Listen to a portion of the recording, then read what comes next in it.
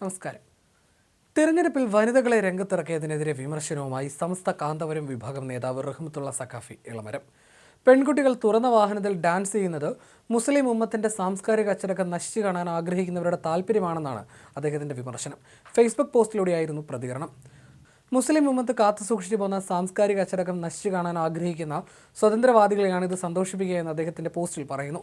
Facebook post ഇങ്ങനെ: മുസ്ലിം വനിതകളെ വ്യാപകമായി വോട്ട് പിടിക്കാൻ ഇറക്കിയതും പ്രകടനങ്ങളിൽ പ്രദർശിപ്പിച്ചതും ആദ്യമായി ജമാഅത്തെ ഇസ്ലാമിയാണ്. ബാഫക്കി തങ്ങളുടെ കാലത്ത് സ്ത്രീകളെ റോട്ടിലിറക്കിയപ്പോൾ ലീഗ് അവരുമായിട്ടുള്ള ബന്ധം തന്നെ വിച്ഛേദിച്ചിരുന്നു.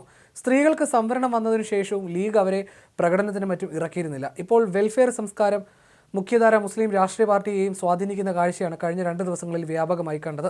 കൗമാരക്കാരികളായ മുസ്ലിം പെൺകുട്ടികൾ തുറന്ന വാഹനങ്ങളിൽ കയറി ഡാൻസ് ചെയ്ത് നീങ്ങുന്ന കാഴ്ച എങ്ങും ദൃശ്യമായിരുന്നു. മറ്റ് സമുദായങ്ങളിലെ പെൺകുട്ടികൾ തീരെ കുറവായിരുന്നു എന്നതും ശ്രദ്ധേയമാണ്. മുസ്ലിം ഉമ്മത്ത് കാത്തു സൂക്ഷിച്ചു പോകുന്ന സാംസ്കാരിക അച്ചടക്കം നശിച്ചു കാണാൻ ആഗ്രഹിക്കുന്ന സ്വതന്ത്രവാദികളെയാണ് ഇത് സന്തോഷിപ്പിക്കുക. രാഷ്ട്രീയ അതിക്രമങ്ങൾ തെരുവുകളിൽ നിന്നും വീടുകളിലേക്ക് കൂടി പടരാനും സ്ത്രീകളും കുട്ടികളും ആക്രമിക്കപ്പെടാനും കൂടി ഇത് വഴിവെക്കും.